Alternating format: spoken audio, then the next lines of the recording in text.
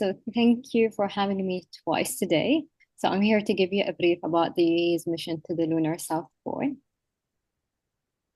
I just want to bring this all into perspective when it comes to the UAE. As I mentioned in the agency panel, so we do have a Mars 2117 program. So that was a 100 years plan when it was announced in 2017 with an aim to achieve human settlement on Mars by 2117. Of course, for this to happen, there's a lot of steps that needs to be taken to make this dream into utilization. So we recognize that there is a roadmap that we need to put forward to reach to the point where we get to human settlement on Mars.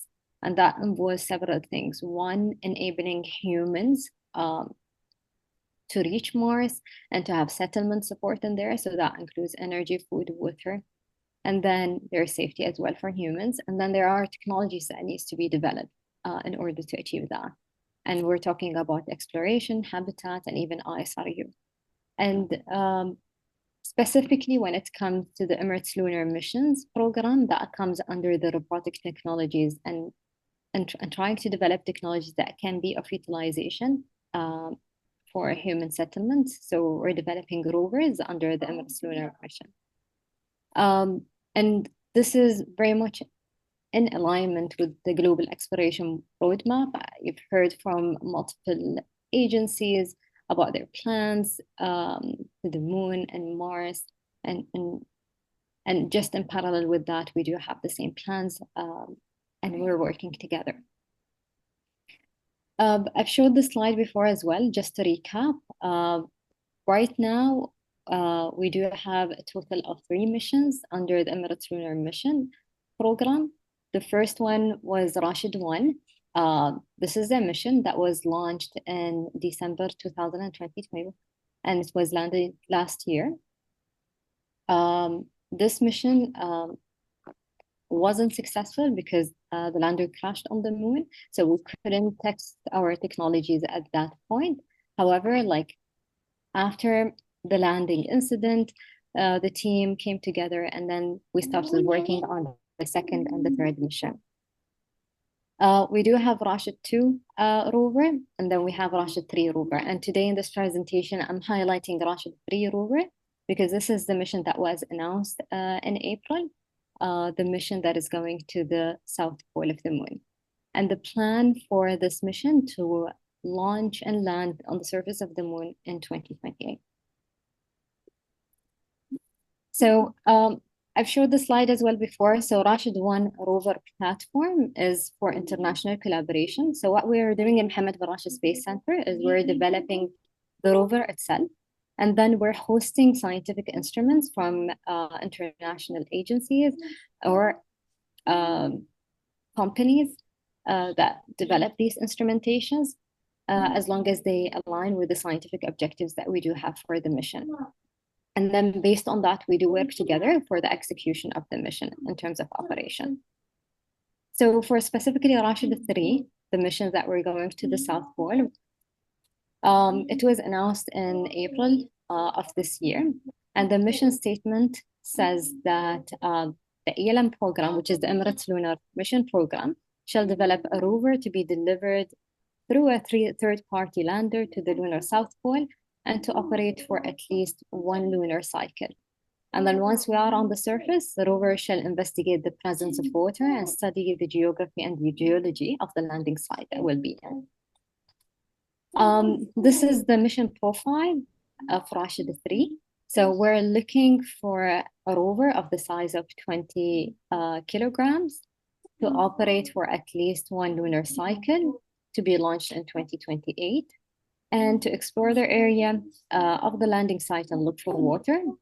And we will be using a commercial lander, which is still not selected at this point. And we're planning to land in the South Pole, and for communication, we're planning to use a third-party relay. So we're not designing our landers, we're only developing the rover. When it comes to the science, I think those are basic questions that everyone should know, but I'm gonna just recap them. So why are we landing in the lunar South Pole? As you all know, previous remote sensing missions found indications of water ice below the surface in the South Pole, and having rovers or landers confirming these discoveries would be just plus when it comes to the lunar exploration. And why the lunar water is important? One, it could be to understand the science.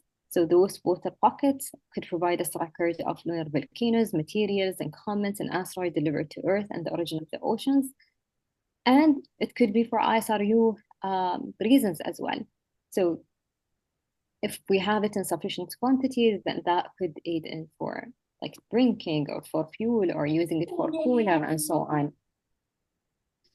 Where is water is found? So we understand from the previous measurements that the height concentration of water ice is expected in the shadowed craters. The South Pole region, as we know it, is full of crater.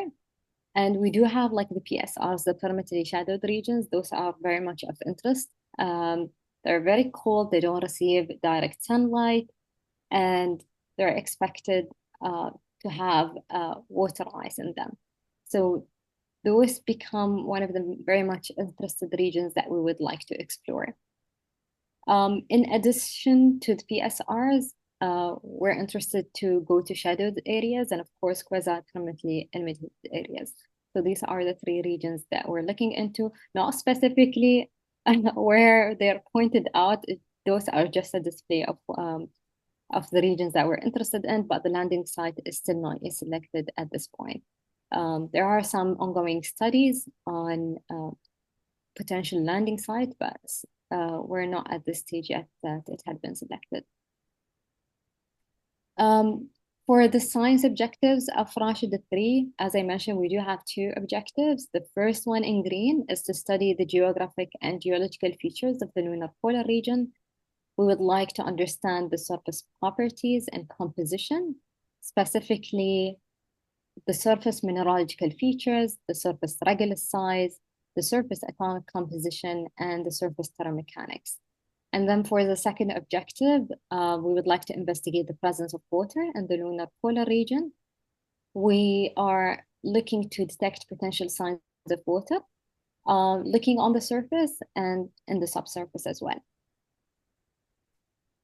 For that, as I mentioned, we developed the rover and then we host scientific instruments. So we've received more than 15 proposals for scientific instruments to be evaluated for Rashid 3 missions.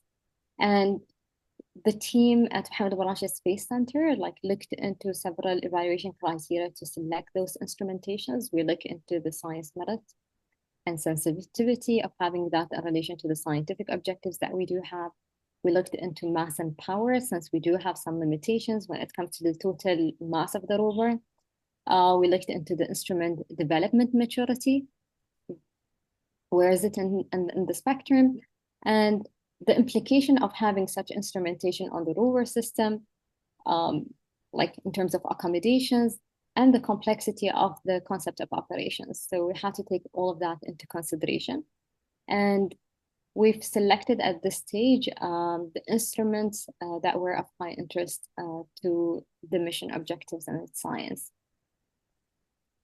This is the last slide that I do have, and this shows the list of instrumentations that we've chosen to match the science that we do have. At this point, although we do have the agencies and companies that are developing these instrumentations, we're not yet at a stage to announce them. We're working through this process legally with all the partners, but soon we would be ready to share more details about these instrumentation and how they would work together to serve the mission science. First objective of looking at the geography and the geology. For the surface mineralogical features, we're looking into multispectral cameras. For the surface regolith size, we're looking into a microscopic camera to look at the regolith. For the surface atomic composition, we have an X-ray spectrometer. And for the surface thermomechanics, we are planning to have material adhesion and abrasion detection experimentation. So basically we'll have some materials being mounted on the wheel of the rover, just as we had in Rashid 1 rover.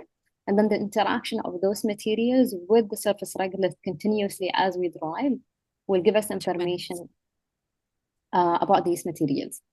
And then for the second objective, which is the investigation of water, so we will have an infrared spectrometer looking at surface water, and that would be very beneficial as a remote sensing instrument.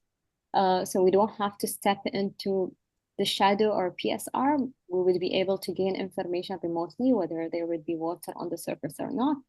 And then we've chosen a permittivity sensor to be on the rover as well. And for the subsurface, we will be having a ground penetrating radar. So that's a summary of the science that we're planning to achieve in this mission and the list of instrumentation that we will be accommodating. We are currently at a mission concept level. So we've just recently finished the mission concept review, and we're moving forward within the upcoming milestones through the designs, so we're able to be ready to launch by 2028. That's all for my presentation. I'm happy to take any kind of question.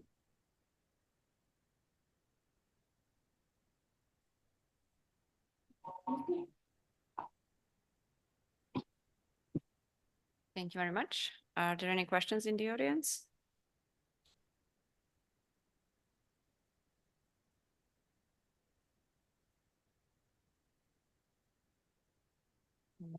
I have a quick question. Do you, by any chance, know how deep is the ground penetrating radar going to be able to scan? So there is an initial assessment from the instrument provider on how much that would be, but that, to my understanding, would depend on the landing site as well to confirm exactly the number of how much depth we would be able to reach.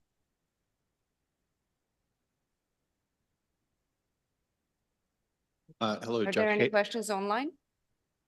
No. Oh, sorry. Josh Cahill, APL. You said it was a 20 kilogram rover. Did that include payloads, or how much mass in terms of payloads can it accommodate? Yes, that would be including payloads, the 20 kg. And if I'm not mistaken, that would be, payload would be, I think, about 20% of that mass. Thanks.